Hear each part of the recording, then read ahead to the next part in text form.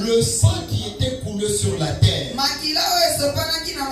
Dieu avait dit à Caïn, la terre te sera maudite et elle te produira des épines quand tu vas cultiver. La puissance du mal, quand les gens versent le sang par terre, quand les gens tuent des gens, vous allez voir, même si vous semez des bons prix, même si vous avez des chimies en grain, ça ne va pas produire.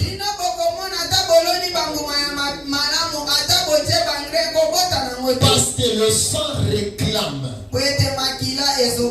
Le sang réclame. Bien-aimé dans le Seigneur, on ne peut pas tuer un être humain. C'est tout celui qui tue, le sang humain, la malédiction s'élèvera sur sa vie. Le sang, il y a l'âme dedans. Le sang, il y a la vie dedans. Mais quand vous versez trop du sang, il va y manquer la paix. Il va y manquer la prospérité. Il va y manquer l'abondance. Il va y manquer même la joie. Amen.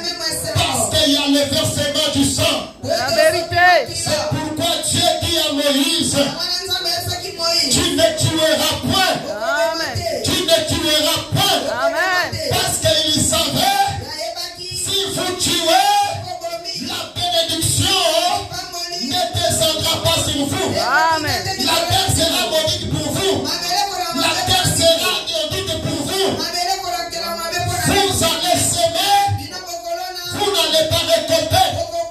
Pourquoi? Parce que il y a eu le coulement de sang.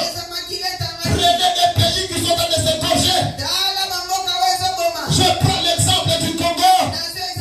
Aujourd'hui au Congo, combien de gens sont morts? Mais les gens disent qu'ils sont un pays riche. Mais regarde la misère, regarde la souffrance. Les gens arrivent à manger avec les papiers. Avec les papiers.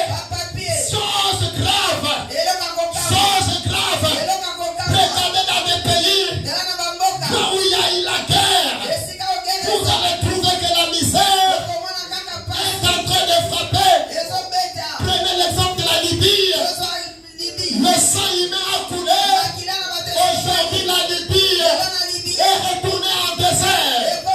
Toi aussi, bien-aimé, l'Éternel t'interdit ce matin.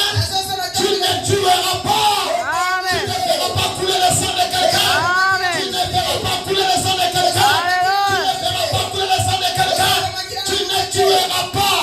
Que ce soit en parole, que ce soit en acte, que ce soit en parole, que ce soit en acte, que ce soit dans tes pensées. Ne tue pas.